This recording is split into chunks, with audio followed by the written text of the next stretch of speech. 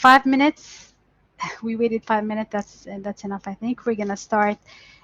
Thank you so much for coming today, and thank you for joining us actually for our first KU Startup Grind chapter. As you may know, Startup Grind is the world's largest community of startups, founders, and creators.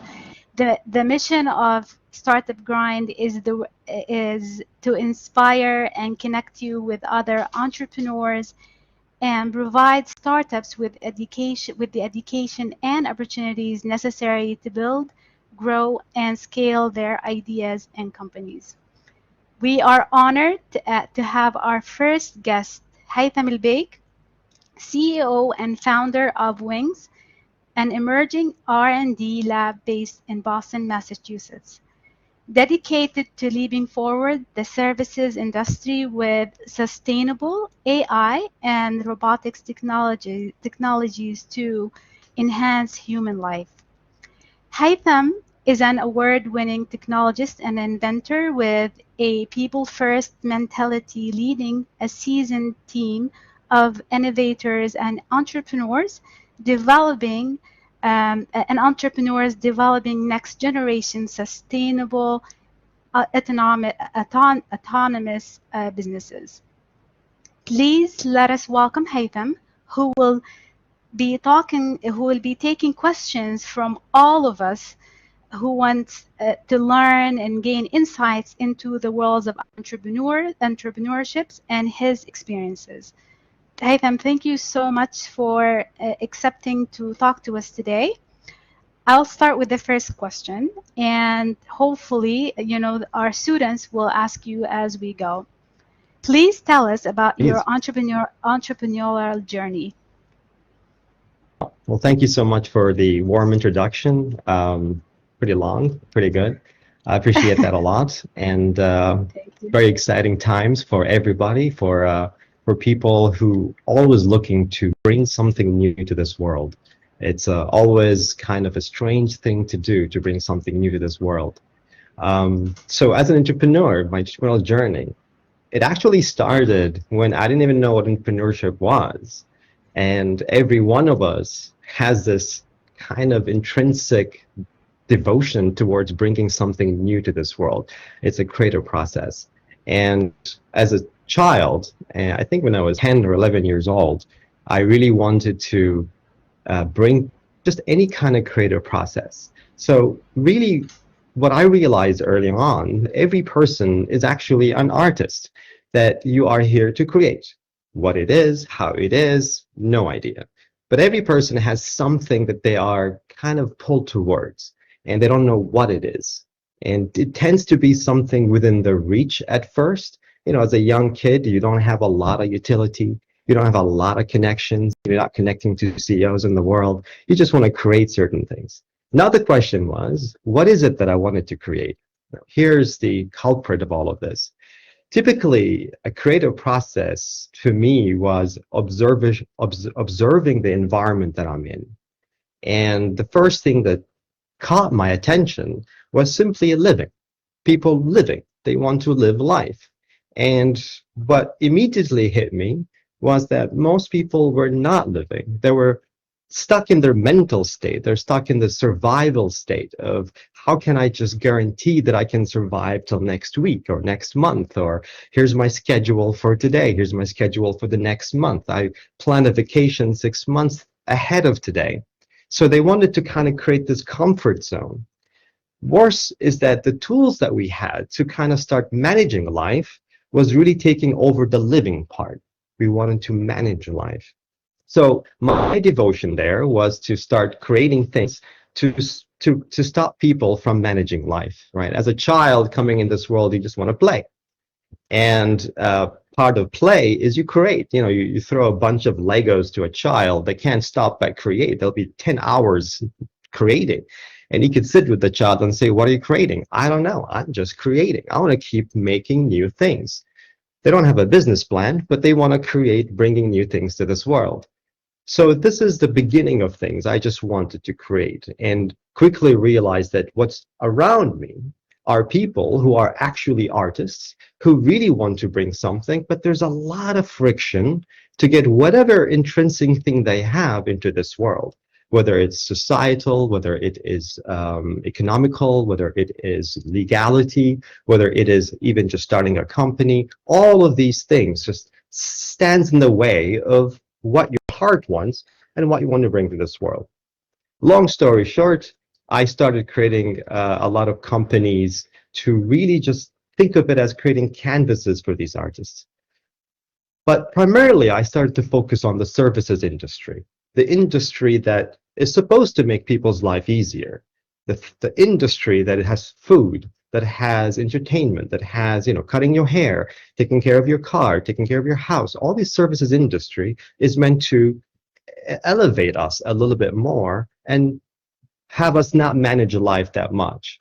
So my journey in that realized that the services industry became so mental, so processed, so scheduled, so that life itself has kind of stepped away from it. And my goal from then on was, what is it that exists in this industry that we can just take it off so that humanity can continue to live, to continue to find new things to create?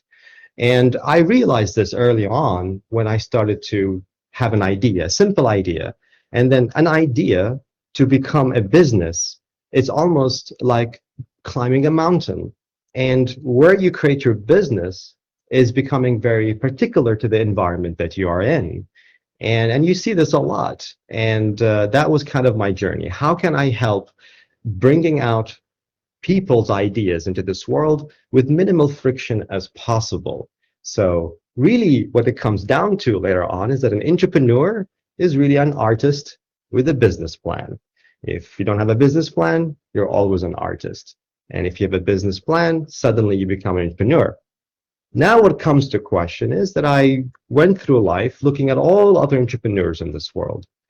Anybody can create a company. That's really, you can follow certain steps, follow certain rules, and here you go, you have a company. But intrinsically, what is the company for? What are you building it towards? Is it because you just want to make money? Or do you really have some value that really, really resonates with you and you want it to resolve?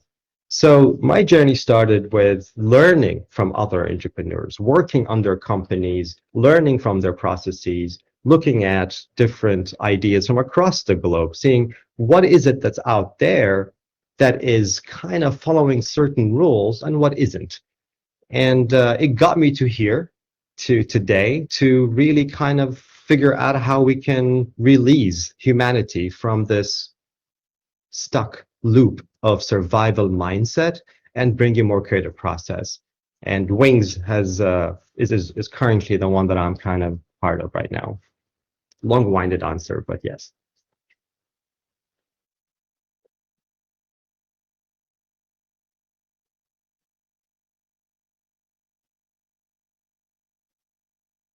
I think you're Feroz, I think muted. you're muted. Yeah. So you're making it sound very easy, yeah. But we all know, I don't think it's easy. What do you guys think, students? Do you have any comments on Haytham's answer? Come on, take advantage of this amazing genius guy. Please ask questions. I would Yes. say the most, it may sound easy from the outset. You look at, for example, a lot of people who create some new ideas. It will take a long time to come up with something. And the outside world will always say, "Oh, that's a great idea. That's very simple. I should have done that before, right?" And one of the things that we want to focus on here is when it comes to whether it's easy or hard, is really a mental thing. Okay, a mental approach of entrepreneurship is really a robotics way of creating a company. A mental approach of creating a company is simply just creating a company. You're not building something new. So let's talk about the creative process here. Essentially, Uh, a lot of I people have are a working. I have Sorry. once Haytham, I have a student saying, okay, so his answer was so inspiring. I want to get up and make a company now. But yes, it does sound easy, but I'm interested in the challenges he faced and how he basically you overcome the challenges based on the It's a very good question. Let's talk about this company that I'm in. The actual idea of it started in 2014. Okay, the lab that I created that actually became a fulfilled company was 2017. So what happened between 2014 and 2017, right? So in 2014, part of me was pulled into something. I knew within myself that I had to do something to really elevate the services industry because it's kind of plateaued. Really, nothing has changed so much. The computer industry, software industry has been innovating with a lot of apps, AI, and things like that. You've got the industrial revolution creating robotics and automation like crazy, creating fantastic industrial solutions. But when it comes to the service industry, where humanity depends on, and it's our sustenance with food as well, has not been really innovated, kind of growed a little bit. I realized that the people underneath it is managing it, managing our lives. Even look at a simple family, right? Look at your moms, right? She essentially has a job outside of a job to manage all the children and sometimes the husband as to how to make sure everybody goes to school. You have to go to take your medicine, to go to the doctor, maybe a soccer game or anything like that. It's a job. It's another job. Life is not meant to be that way. Life is meant to be living. Living as in what's living? Living is in the unknown. It's exploring something that's unknowable. Meaning, so now a lot of you say, so what do I need to create? So in 2014, this devotion that I need to do something, I had no idea what I wanted to do. I had no idea how it's going to be done. So I realized the first step is to observe and research. You have to research. I had a job at that point in time. So I didn't like quit my job. I didn't say, let me just start from scratch. No, at that point, let me understand. Let me observe. Let me commit. Let me participate. The best part of this is that you start to now split yourself, which is very important. You are a being of two parts. You have your mental self, which is your fantastic brain, which is a quantum computer. And then you have you, your soulful self, whereas your creative process comes from. Intelligence comes from the heart. This is how I guided myself by realizing that the heart knows something, but it doesn't speak English. It doesn't understand math. It doesn't understand any of this world. That's what the brain is for. The brain, the mind, the body is here to guide and guard, to guide you in this world and to guard you, the soul, from death, essentially. That's what it's for. So with knowing this, understanding this, I went to explore. The purpose of the mind in this case is to simply try to understand, evaluate, and note down what you need to do. As long as your core heart devoted towards a single mission, in my case, was can I make their life a little bit easier? Can I make them manage less of their life so that they have more time for themselves? Somebody would say, wow, imagine that everybody would have free time. The reality is, even if everybody had free time, nobody would know what to do with it. So things would have to happen in a gradual fashion. So now the question is the challenges. The first challenge that I had was I was really dependent on my mental mind to come up with the answer. But in reality, the mind only operates based on history, right? Like an AI, the brain operates on history. So it's all computation, all mutation that it can figure out is based on historical analysis. It cannot intrinsically create something new, right? Every one of you is unique. Every one of you is a creative process. Nature, all of it is a creative process. God creates, plants creates, animal creates, your mother creates, and so on and so forth. And now it's your turn to create. Everybody is an artist. Everybody here has the potential to create. The mental mind does not know exactly what that is, what exactly precisely what need to do. Why? because you're bringing in something to this world. And this world is an environment with trillions of variables that go against or with you. So the first lesson I learned was never conclude. In whatever idea that I had, whatever the brain at that point, let's say 2014, said, okay, my first step is to create a little app that maybe can do something like this. A lot of entrepreneurs would think, this is my company now. But in reality, that's just a guidance to the next step. And essentially go through that process, you create it, you get the feedback, and you know what? Nobody really liked this, or it didn't do the effect that I want. You can say, oh, I failed. This is ridiculous. I can't do this anymore. Or you say, wow, I have more knowledge than I've had before. What is my next guidance?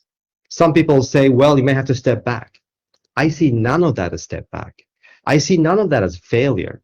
None of these things can be a failure if you have gained more knowledge. How can you be a failure if you gain more knowledge? That made you wiser. That sets you up to the next step.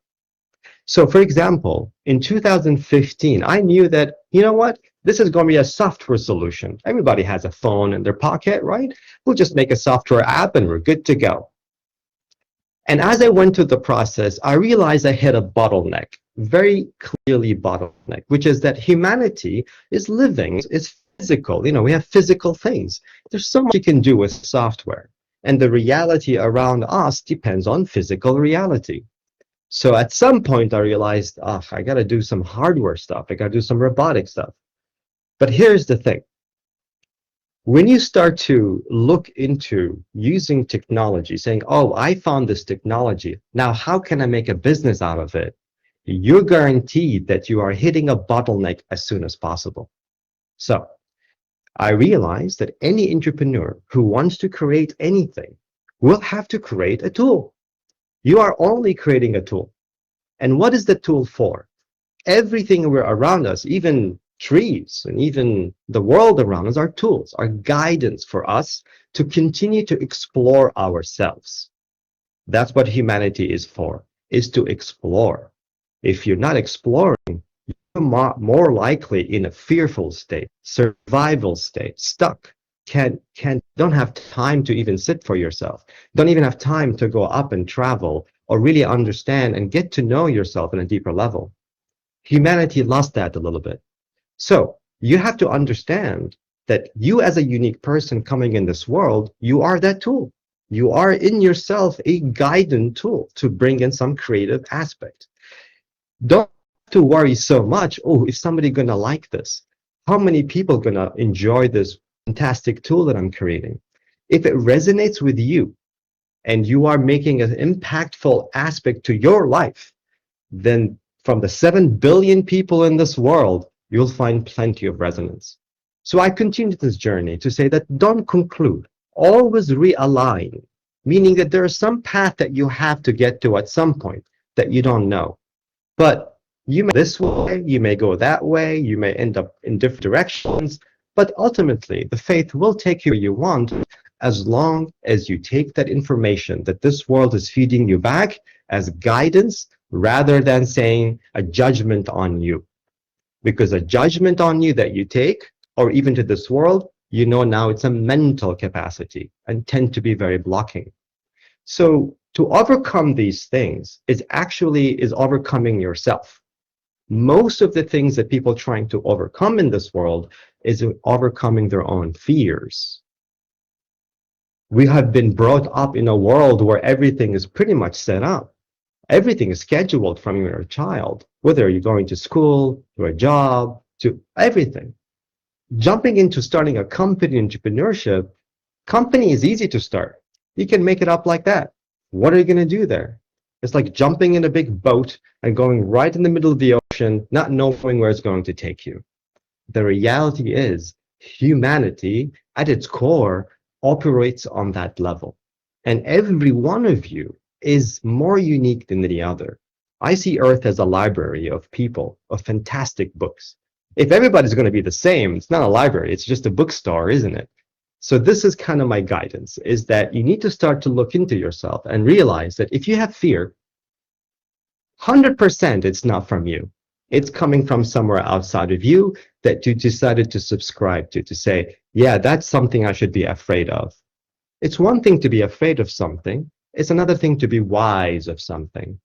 And I think that took a little bit time for me to really understand, and just to kind of put myself out there. And that's the other thing. Putting yourself out there is the opportunist moment for you to learn about yourself. And that's how you started to see your potential and then open up more ideas that you've never thought existed before. That'll be my guidance there. I hope that helps. I love these questions. That's fantastic. You are you are the future. That's very helpful. Okay, so I have another question from a student saying, how do you boost your creativity and observing ability? Oh, good question. Um, one of the things that I realized from that is that the creative aspect of you is not so much you want to boost it, it's you want to open it up. You have that light within you. The observing ability is being conscious, cognitive of the environment that you are in. When we are biased, we have grown doctrined or biased by certain aspects of our lives, we quickly realize we ignore these things because they become habitual. So your observation or your cognitive ability to increase that is to start to become less habitual, is to start to step away from what the norm is, right? As entrepreneurs, you see all around the world who's creating new ideas, it tends to go against the grain, doesn't it? It goes against the grain, even legal grain, or even societal, or psychological, or socioeconomical. It goes against what was there before. Because the environment has been set up. Whatever environment we're in right now is essentially because of the previous state of creative process. So it changes. Everything changes. We can't take everything as constant. So to know that you are creating something new is you have to kind of start addressing the environment that you are in to say, well, this environment is limiting my creative process. Why do I agree with these things? These things make sense to me right now. These seems to be very limiting. Maybe we have to do something around that area. And that's why I see the next generation of entrepreneurship is actually addressing the environment that we're in. Is it actually good enough to bring about new entrepreneurship, new creative opportunities? What is missing? What is limiting? That is, I believe, is the best process. So I started to participate in a lot of things around me, but not really subscribe to them. It's like, okay, let me understand all these different aspects and how do I go about moving forward with this? So I would say that the first step is really become less habitual, less machine, to allow your brain to relax as opposed to leading. The more habitual you are, the brain is leading. The mind is in control. The mind is first in your body. What you really want is your heart to be first, and your mind is following the heart's intentions. This is the most crucial part of entrepreneurship. This isn't an overnight change. This requires to look at every aspect of your life. Where is Haitham? And where is Haitham that is really doing what it's doing because of everything else that's been happening to his life through experience, through culture, through family, through all of these different things. So you've got to be able to see yourself without all of that to start to have a much more observable ability and cognitive capacity. And then from that on, you become a very different, you see the world very differently, and you'll start to participate very differently. That'll be my guidance there. Absolutely. Okay, thank you so much, Haitham. Of Guys, do course. you have any question on what just what Haitham said? There's no Any wrong questions? questions. No. Okay. Absolutely. There's no. Please take it. Please. Okay. So Abdullah said, "Okay, what does your company do?" What does my company do? Wings, Wings focuses started out as an R&D lab. It's a research and development lab to really figure out how to make the human life, more living. And what we wanted to do is realize is that we want to really eliminate labor. Any kind of job that is only mental, that is only laborious, that's only tedious, repetitive, that doesn't inspire, that doesn't create a process, is not good for the economy. It's not entrepreneurship. It doesn't actually revitalize anything. And you look right now in this industry that we are in, the labor market is going down. People are fed up. We cannot be continuously living in a world that we're just simply going from A to B and so on and so forth. So our job was to see, okay, any labor work we need to start to automate in however we want to do. But we have to really think it from a people first mindset. Because if you think a business mindset, just I want to make money, the opportunist will say, oh, here's a restaurant, here's a barista over there that goes and work and makes coffee or makes shakes or whatever it is, and it's the same thing every single day, the same thing every single day, and nothing new has been created. Actually, most restaurants don't even have new menus these days, right? I mean, it's just dead. Some business guy would come in and say, well, we'll just put a robot in there to replace that barista, and boom, we got it. To me, that doesn't make any sense, right? We cannot create technology to replace people in that sense. Humanity is leading, not technology. Technology is always second. In fact, any technology we create, if it doesn't elevate humanity, it has no purpose. You can build the best AI in the world, but if it doesn't elevate humanity, it has no purpose to exist. We should be in charge, not the technology. We should be in charge. So we stepped back and said, well, what would be a restaurant anyway be if we had an environment where people are creative processes? So we're building fully sustainable autonomous robotics and AI, meaning that these are robots that take quarter the energy that normal robotics come from the industrial revolution, and also takes quarter the space. And it doesn't take any space from humanity as well. This is the kind of stuff they're working on from materials, technology, and also from an economical standpoint. People first meaning is that we need to create an environment where anybody becomes a restaurant owner, where anybody can become a business owner by removing all that friction. You want to start a restaurant, you're going to put $250,000 down to find a place, and you have to find employees, and you have to find a manager, and then you have to manage this thing. Your idea of a restaurant is now becoming your devotion. What you wanted to do to create that beautiful food that you wanted is now 10% of the whole entrepreneurial process. And that dies out very quickly. That should be 90%. And 10% is there to aid you in that creative process. So we're building technologies, we're building the new next generation retail, and we're slowly going to bring this to the market very quickly. It's kind of like the Jetsons of the future was trying to create over here, but so that without taking away the liberation of humanity. That's really what we're working on. And we started this since 2014. It's a long haul process, and we're looking for brilliant people always. All right. I hope Thank that you. was good guidance. Yeah. Very Of course. helpful. I have another question. The student's asking, how do you sustain your motivation and mental stamina? Very good question. That's a good question. 10 points for you, whoever asked the question. The mental stamina, that's very interesting. Here's the thing. So there's a trend now in entrepreneurship, and you see this also here in America and certain parts of the world, where stress is now a big thing, right? So if you're not stressed as an entrepreneur, then you're not an entrepreneur. And to me, it's like, I don't know, I don't buy that at all. Stress means that you are operating your mind, your mental state, at a level that is just overheating, right? It's like driving your car at 100 miles an hour non-stop. That's not sustainable. It'll get you there very quickly, but I don't think you can use your car after that. It's going to probably blow up or something. Now we have people coming out, businesses, to manage your stress. Again, it makes no sense.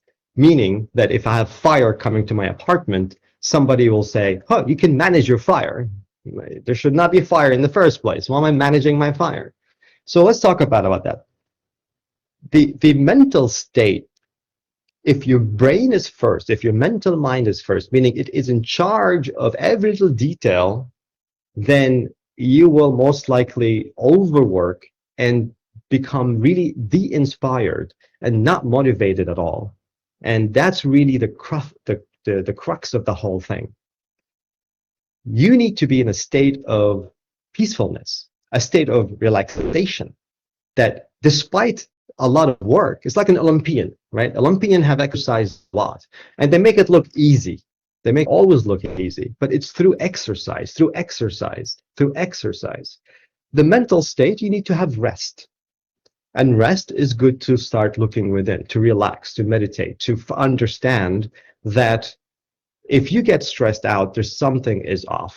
And most likely the stress is to do with the logistics or the systematic way of operating something. Yes, you can get stuck in running some code or get a problem to solve, but if it's not from the heart, right? If it's not devoted, right? You will get stressed because now it becomes a job. But if it's a play, if you're playing, which is what I do, my whole company, my whole R&D, it's like my whole playground. I go there to play, to discover, to try new things, to create an environment where I am going to play. And if I get stuck, it becomes joyous for me to solve. It becomes as part of what I like. So it's up to you to see what is it that you are joyful in working on, to play with, to create, that even if you get stuck, that you're able to say, this is not really a stuck, this is a challenge. I love this challenge. I want to solve this puzzle. I want to solve this game. And through this process, your mental state is in a normal state. Yeah, it can go up and down. We're humans at the end of the day. But if you do get stressed, it's important to focus on yourself, to meditate, and not to rush. Right? There's the other thing too. There's all this sense of entrepreneurship that you gotta do it quickly. You gotta be first in the market. You gotta do all of these different things, which are a mental state. It's a comparative analysis. You compare yourselves. You're competing. It has nothing to do with you really. It's now an idea versus another idea that is outside of you, which stresses you out. You have no control over that. So recommendation is to try to create an environment where you are slowing down, really slowing down. And honestly, we need to all slow down. The idea of rush doesn't bring joy to what we create. So sustain yourself. Be sustainable human being. Live sustainably. Live with ecology. Connect back to nature. And it's you have to be a creative process. It becomes something that is normal to you. Yeah, these are topics that can go forever, Yes, but yes, I'll try I to totally, summarize yeah, it as much as I can. yes, I totally agree with you, Haitham. I have three questions. One student is asking, is there now, like knowing what you know now, is there anything you would have done differently, like from when you started? Yeah, this often comes up, right? And honestly, no. And I'll tell you why. This is a mental state a lot of people regret. And for the most part, it is mainly saying that I've done something wrong in the past. It's easy for me now, Haitham now, look at the Haitham in the past and say, I should have done that differently. Well, that's kind of unfair to that Haitham over there, right? Because that Haitham in the past utilized the full capacity from his heart and mind and everything else to make those decisions. In the future, you've gained wisdom. You've gained a lot more things. It doesn't mean that what you've done in the past was wrong or you want to do differently. It got you to where you are today. So it has to be very positive. It has to be quite enlightening. So I operate in a neutral fashion, right? I do not use my mental mind to compare myself, right? That's something that then you are now just a number. When you use your mental mind to start doing comparative analysis, then whatever you're comparing becomes just a mathematical problem that you're trying to solve. It's okay to do that with your business model, with your programming, with your innovation, but to people, no, that doesn't work. We'll always fail at all time. So what I would guide is that it teaches me, rather. The old Haitham is teaching the new Haitham, saying that, look, these are paths that we all have to take. And also what it will teach me is like, you know what? If I knew what I've done today, if I could have applied it in the past, that would have been a whole different Haitham altogether. So that doesn't even apply anymore. So what I would guide you and others, essentially, is that you take this moment and you put your energy as much as you can, say, this is the best that I can do right now. This is the most that I can achieve right now. And let's see what the feedback is. And you take those moments, one moment at a time. Otherwise, you're living in the past and worry about the future, which means you're doing literally nothing right now. You want your energy to be focusing on today, because today is your seed for any future, even the ones that you don't imagine. A creative process means that you're bringing something new that you never know. Elon Musk didn't know half of the things that he was going to create, right? Everybody look up at Elon Musk as a creative genius. And that is the issue, the comparative analysis. I'll never be like him. This is doing so many things. How the hell did he do all of these things? The reality is it took him 9 years before anybody even heard of Elon Musk back in the day. So we gotta reduce this comparative analysis, especially within ourselves, and focus in the moment. Be cognitive of the moment. Put your energy in. And it has to solve something that really resonates and means to you. Otherwise, you're just making a business to make money. And that's fine, but that's a whole different thing than an entrepreneur from an artist. Great. Thank you so much, Haitham. I have another question from another Please. student. How do you initially find the right people to join you in growing the company? That's the first part. And the second part, how large is the financial obstacle to make a company? Oh, yeah, it's a good point.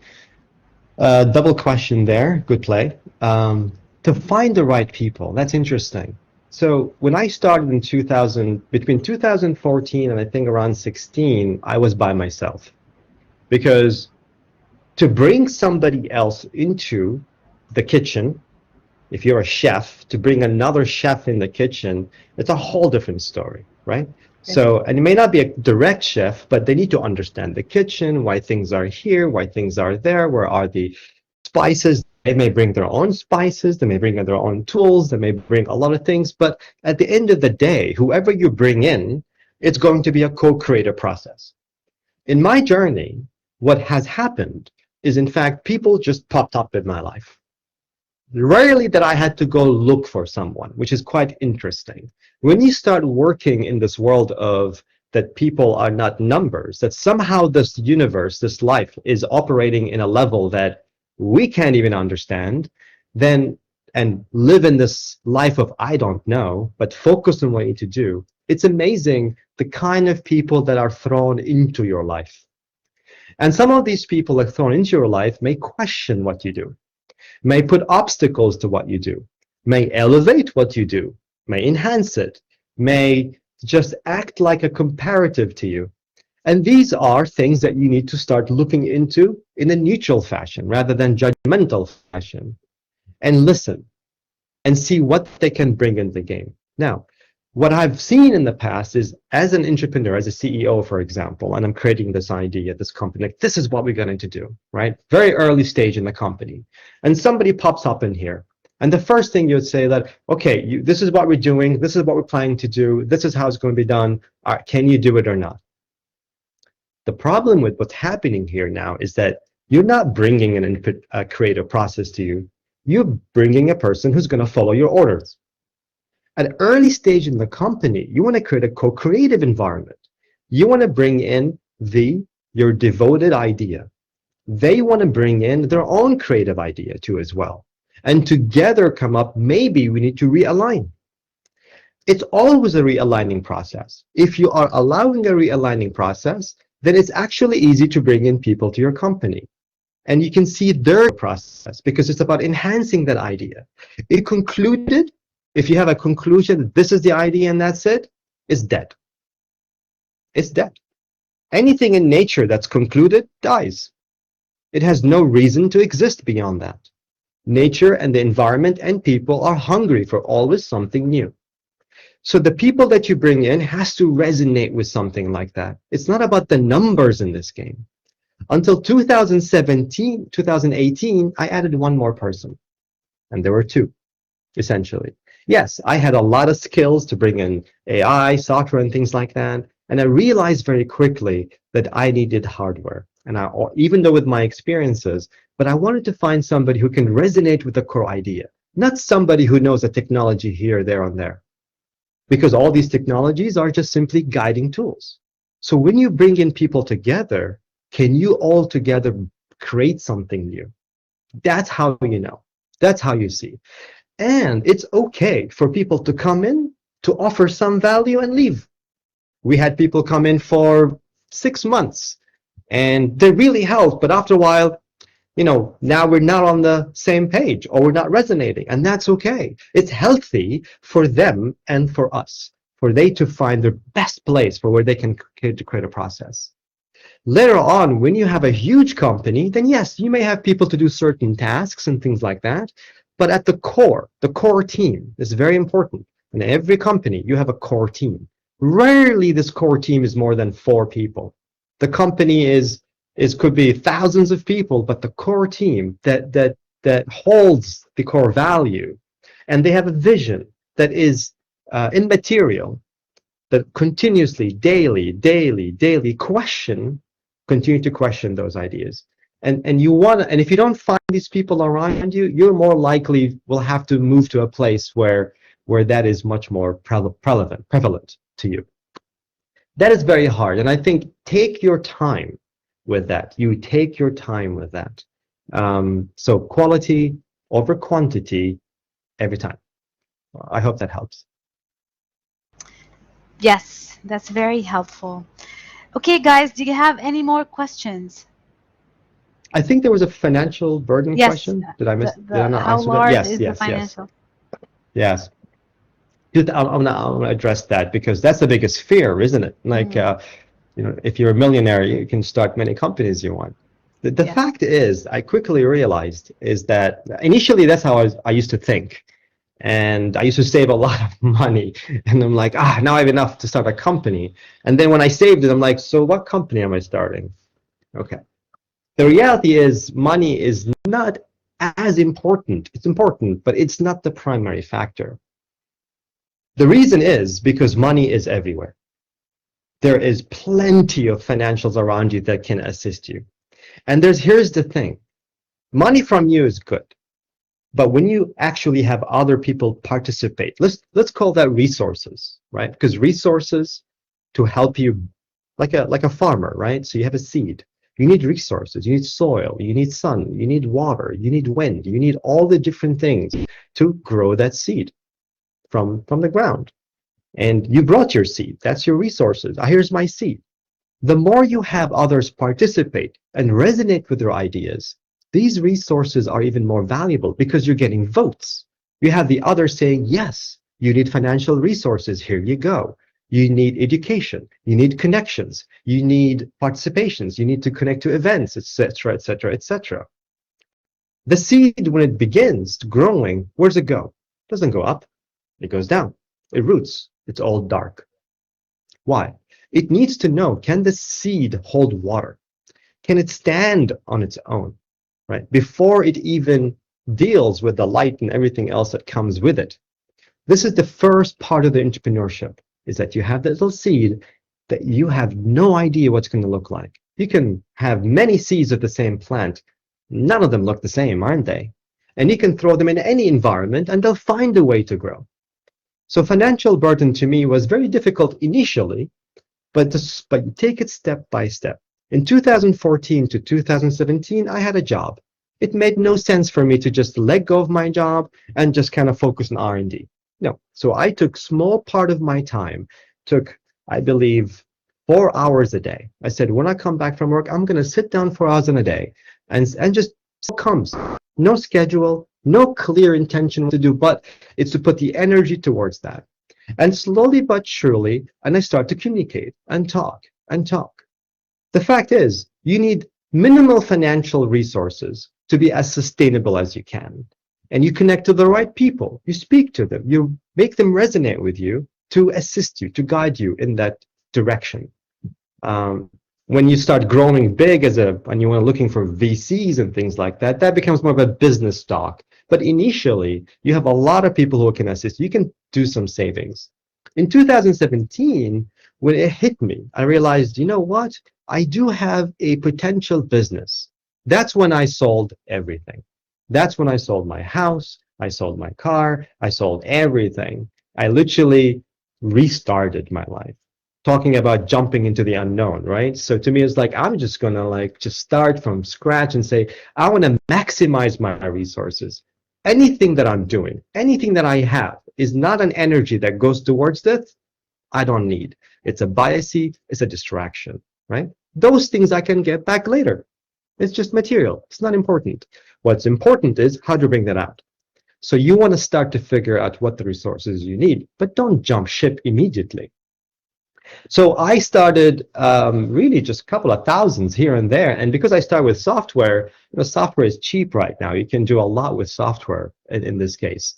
But when you want to put full dedication, you want to put your time into it, then having another job becomes distraction. And if that job is not inspiring you to create a process, it will inhibit you. You'll come back.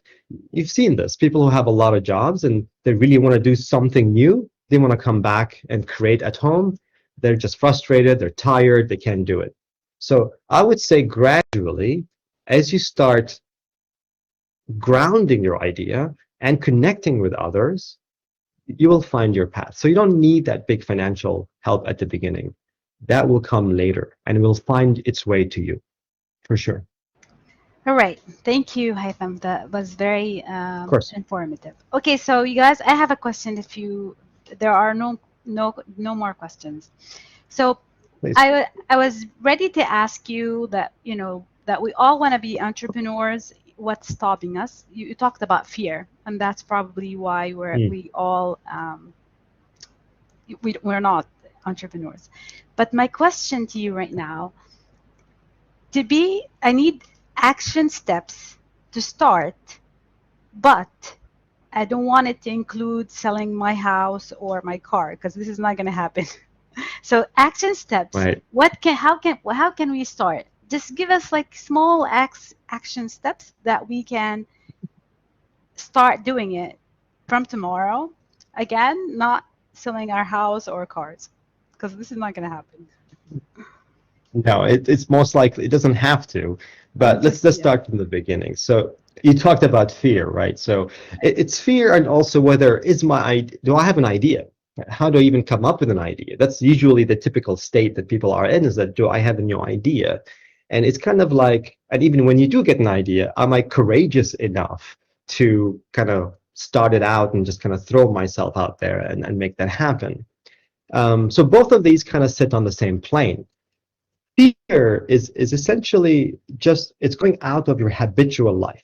That's all that is really. It's kind of you've been comfortable for quite some time of how things are operate. You got your money, you got your salary, you got all the different things that you have set up for yourself that you should be responsible for.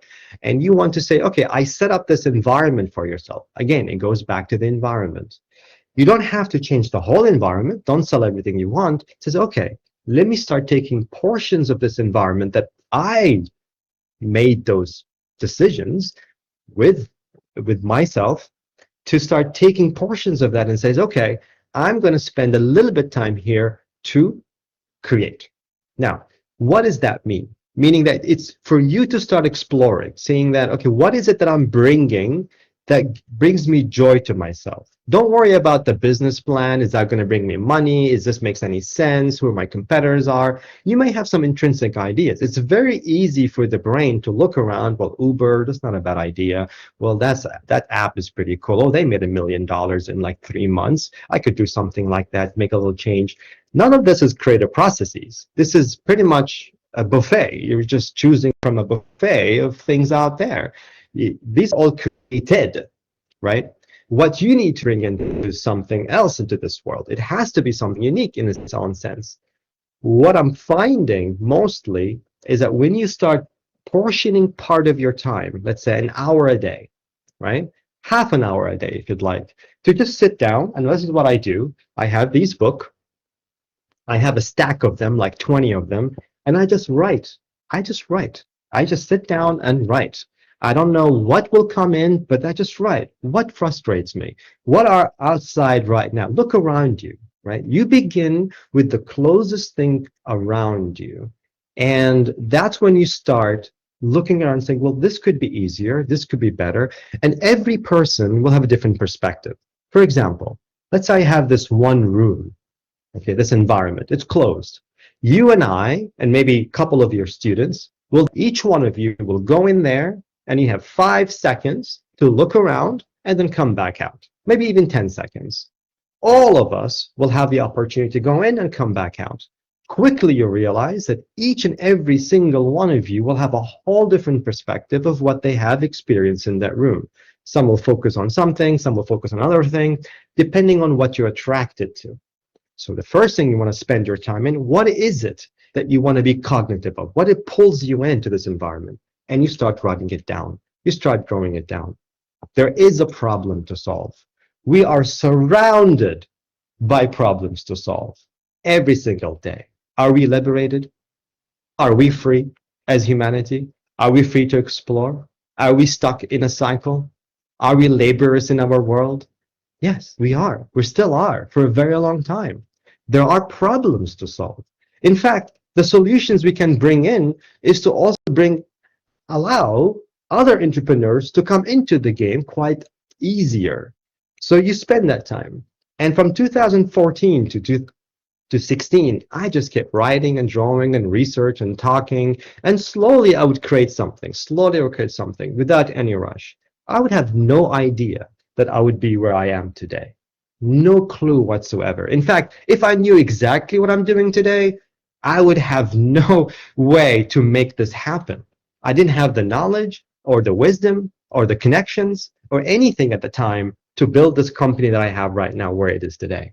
So you need to understand that. Don't put the horse before the carriage, right? You are still at the carriage. Don't worry about the horse right now. You're constructing your carriage right now.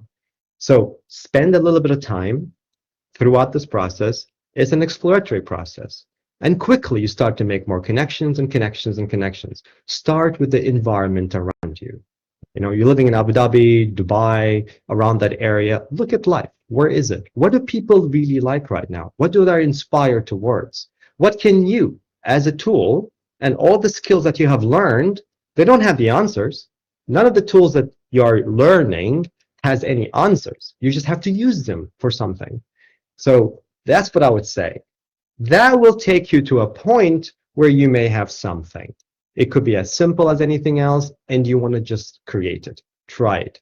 You can make a company out of it on the side, or just something very simple to survey and see what people think. And from that on, it'll just start growing and growing and growing.